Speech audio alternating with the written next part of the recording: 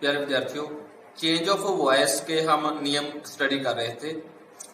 उसमें हमने A category, B category और सी कैटेगरी के नियम स्टडी किए हैं अभी तक, और सी कैटेगरी का आज हम फिफ्थ रूल जो है स्टडी कर रहे हैं। फिफ्थ रूल क्या है? How to identify passive voice and how to solve passive voice, ये हम देखते हैं। तो चेंज ऑफ वॉइस में सी कैटेगरी का फिफ्थ रूल है how to identify passive voice and how to solve sentences without by.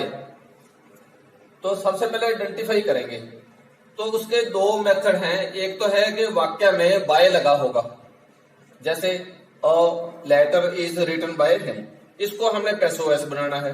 तो इसको तो साफ पता लग गया हमें कि बाय लगा हुआ है, ये पैसिव वॉइस है। अब दूसरा तरीका क्या है? अगर बाय ना लगा हो तब भी तो पैसिव वॉइस हो सकता है।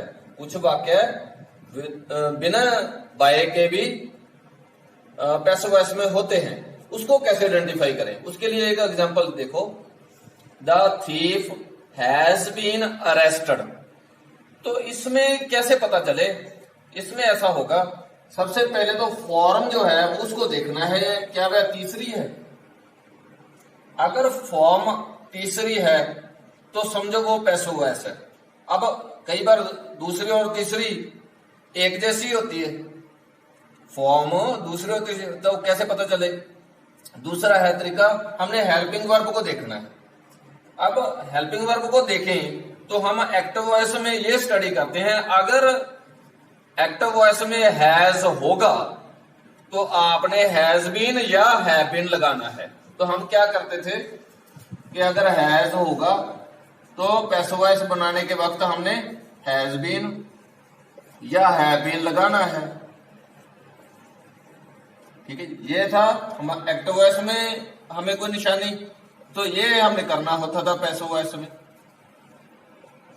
अब ये किया हुआ है, जब ये वाक्य में दिखाई दे रहा है तो वो क्या हो, कौन सा हो गया? फिर पैसिव वॉइस ही हो गया।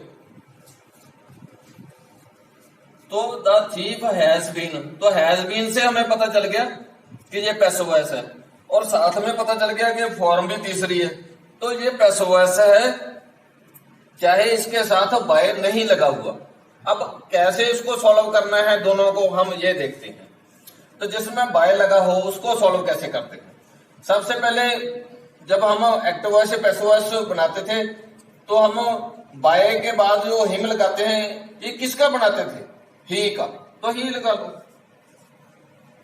अब ये देखना है हम कब इज एम आर का प्रयोग करते थे। हम ये कहते थे कि अगर एक्टिव वॉइस में फॉर्म पहली है तो इज, एम और आर में से कोई एक चीज लगाओ। कहां? पैसिव वॉइस में। अगर ये एक्टिव वॉइस में वर्ब की पहली फॉर्म है तो पैसिव वॉइस में इज, एम, आर कर दो। अब ये करा हुआ है, अब इज लगा हुआ है, क्या करना है? हमने पहली फॉर्म कर देनी है। ही के साथ पहली फॉर्म करेंगे हम, ही राइट। लेकिन जब भी ही, शी, इट के साथ पहली फॉर्म का इस्तेमाल करते हैं तो एस या ईएस साथ में लगता है। ही राइट्स, क्या किया उसके बाद?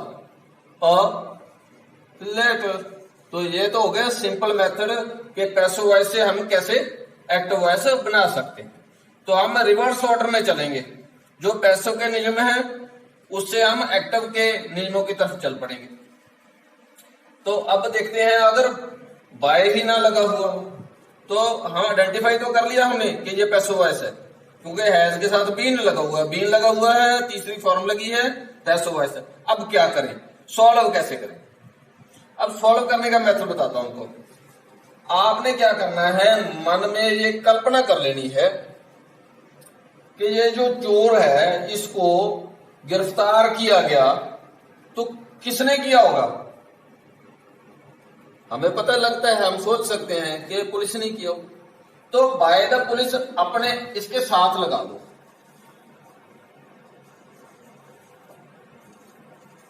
अपनी तरफ से, ये क्या लगाना है? अपनी तरफ से लगाना। अब ये वाक्य को सॉल्व करो, ये हो जाएगा कैसे? द पुलिस को तो हम आगे ले आएंगे, ठीक है जी। उसके बाद क्या है, हैज बीन। हैज बीन कब लगाते हैं, जब हैज हो। अब हमने इसके उल्ट, क्योंकि एक्टिव वॉइस बनाना है, ये दिया हुआ है, ये लगा दो, द पुलिस हैज के साथ तीसरी फॉर्म में लगती है, चाहे एक्टिव वॉइस हो। The police has arrested the thief. तो हम बाय तो लगाते थे पैसिव वॉइस में, यहां लगाने की जरूरत नहीं है, उसको खत्म कर देंगे और बाकी का हमने काम कर दिया। The police has arrested the thief. तो जब बाय ना दिया हो, बाय अपने पास से लगाओ, अपनी कल्पना से द पुलिस बाय देम ऐसा लगा लो, बाय अस लगा लो, तो उसके अनुसार ये सब्जेक्ट लेकर वाक्य बना दो पैसिव वॉइस का। उम्मीद है आपको समझ आ गई होगी। एक और वाक्य देख लेते हैं, इसी के साथ कही है, यू आर वॉन्टेड आउटसाइड। आपको बाहर कोई चाहता है, आपको बाहर चाहता है। तो इसमें हमें पता लगा कि कोई चाहता है, तो आप इसके साथ जोड़ सकते हैं, you are wanted outside by कोई के लिए समवन। ये अपनी तरफ से ऐड कर लेना है। जब ऐड कर लिया तब उसका पैसिव वॉइस बनाना इजी हो गया, पैसिव वॉइस बना दो। क्या आ जाएगा, समवन। अब इजएमआर कब लगाते हैं, जो फॉर्म कौन सी हो, पहली, समवन वांट्स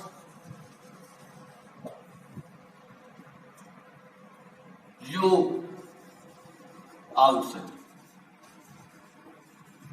तो ये बन गया जी, someone wants you outside. Wants क्यों आया, क्योंकि इजएमआर और तीसरी फॉर्म, इजएमआर और तीसरी फॉर्म, ये देखो इजएमआर और तीसरी फॉर्म कब लगाते हैं, ये वाला पैसिव वॉइस में कब लगाते हैं, जब एक्टिव वॉइस में फर्स्ट फॉर्म हो। अब ये लगा हुआ है तो फॉर्म कौन सी करनी है, फर्स्ट। अब फर्स्ट में क्या करना है, समवन वांट लगाना था पहली फॉर्म, लेकिन समवन है ही शी इट की तरह, तो इसके साथ एस लगा देना है, समवन वांट्स यू आउटसाइड। अगर ऐसा होता मैनी पीपल, मैनी पर्सन्स, तब हमने एस नहीं लगाना था, many persons want you outside.